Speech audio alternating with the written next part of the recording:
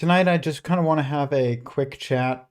It's not going to be an intense stream. We're not going to go late.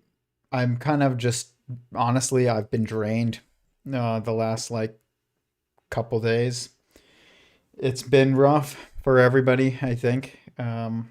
Anybody with a heart, I guess. And, obviously, uh, I had this stream planned about, our typical topics, but I didn't really want to. I just not in the mood, to be quite honest, to talk about that stuff right now. Next week we'll get back to it. But yeah, so obviously, Charlie Kirk was shot and killed, and it's horrible. And I didn't know Charlie well, but I've worked with him a number of times. I haven't seen Charlie, spoken to him in years at this point. Um, but, you know, he, I know a lot of people that knew him well. And he was somebody who I think it's very important to remember as someone who,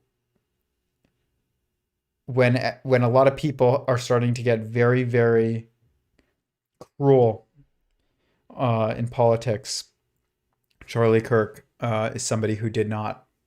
And people. It's funny because people talk about him as just very mainstream and um, you know moderate.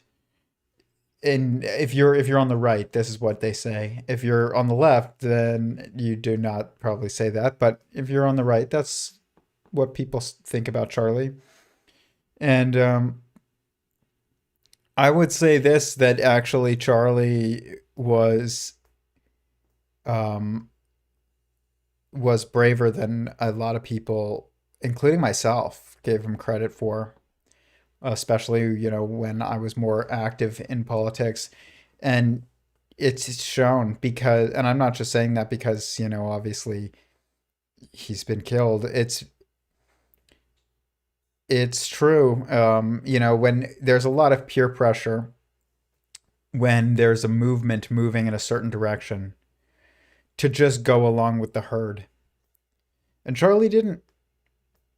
He wasn't. He was not that type of person, and that had really shown lately, especially in the past couple years, and when a lot of people were moving in a direction that was cruel and is cruel.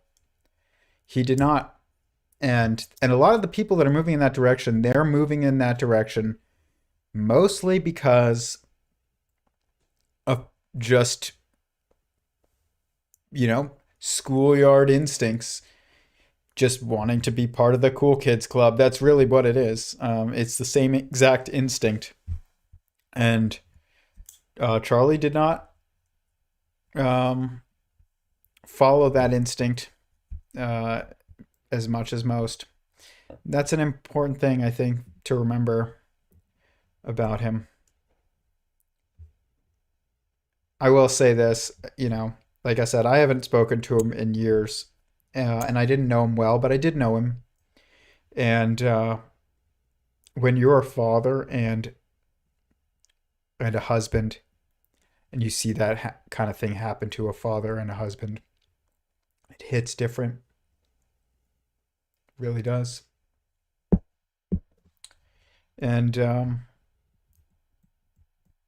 yeah, I hope that this brings people more together than than they have been. I think there's some deep, deep, deep moral issues at involved in this that I'm not going to speak about right now because I don't want to speculate too much publicly. Um, but I have my suspicions, and it's obvious. I mean, obviously, this person, whoever this person was, did something absolutely evil. But I think that there's even there's deep problems in, and I really do believe this, in our how our sciences are taught, how science is taught in school, and our scientific narratives surrounding theism, that have, you know, trickle down moral effects. It's trickle down morality, and uh, it has dramatic impacts. It's not just, you know, restricted to this cold um and isolated, purely academic or purely intellectual corner of our pursuit of truth. It's all holistic. It is all holistic, and it starts at your metaphysics. It does. It really does. And if you believe that you were not, that there's no intentionality behind your existence, and no intentionality behind the existence or the embodiment of other people, um, by a being wiser than you, if you don't not just believe that, but understand that, then what happens is you logically come to this conclusion, which is false conclusion, but it's starting from a false premise. But it is logical, but it's starting from a false premise, so it's not correct. That if that there's no intentionality behind any of us being here, and that means that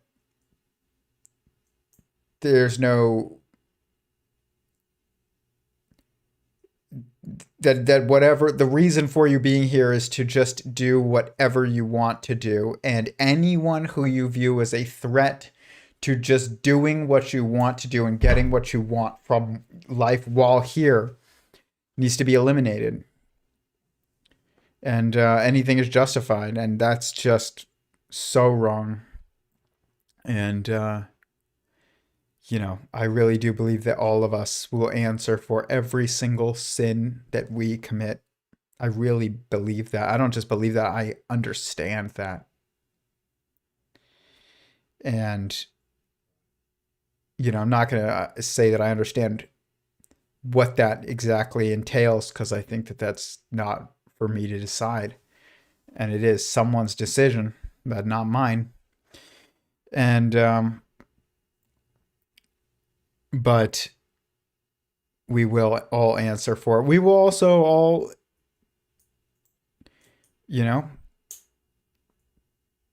I guess you could say, be every mitzvah, every good deed that we've done in our lives and that we do in our lives will also be recognized, and every impact that it goes on to have, we will be recognized. And same thing with every sin. And you commit a sin, you don't just. I think when we die, I think we view the impact of every sin that we committed.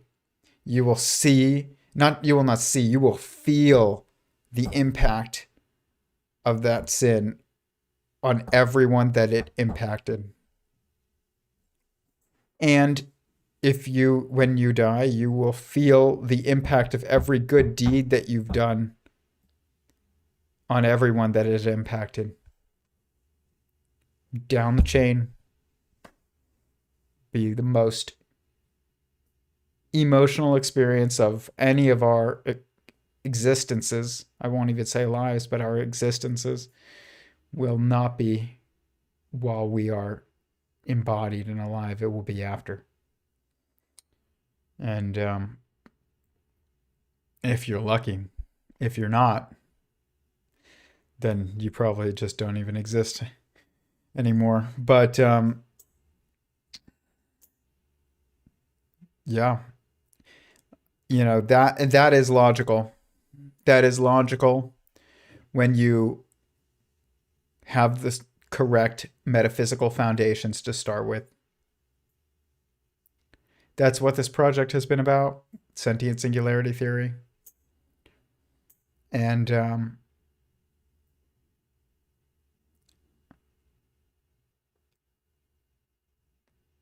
I hope it helps people find more meaning and understand morals better. That doesn't make you, it won't make you perfect. You'll still sin. I still sin.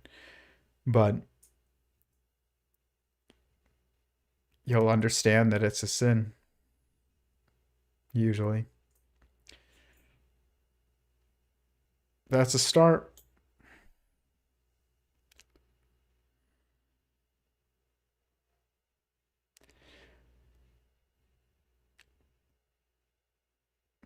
Crazy. It's crazy. You know, you just, I mean, like I said, he wasn't my friend and I didn't know him well, but I did know him. And I've worked with him countless times, literally countless times. I've filmed him for interviews. I've filmed interviews of Charlie before, many times. Just keep thinking about his family. It's awful. But, anyways, that's basically what I wanted to say. I wanted to keep it short, but I hesitate to call anybody a good man or a good woman or a bad person. Um, but Charlie was better than most.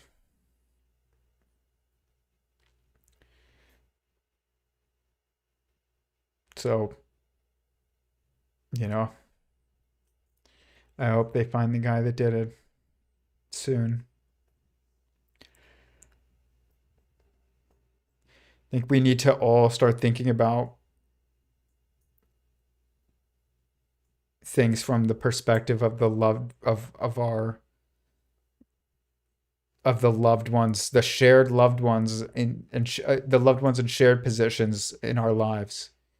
You need to think about the children and the spouses and the families of the people who we even the people we don't like. It's an important thing. Start recognizing the humanity in everyone around us. And treat other people the way we would want ourselves and our own treated. It's really the key. But with that, I'm going to call it and hope next week is a better week and we will get back to our typical topics. But thank you, everybody who joined and was listening. Please hit the like button and share this if you found it meaningful. And I will see you guys next week. Peace.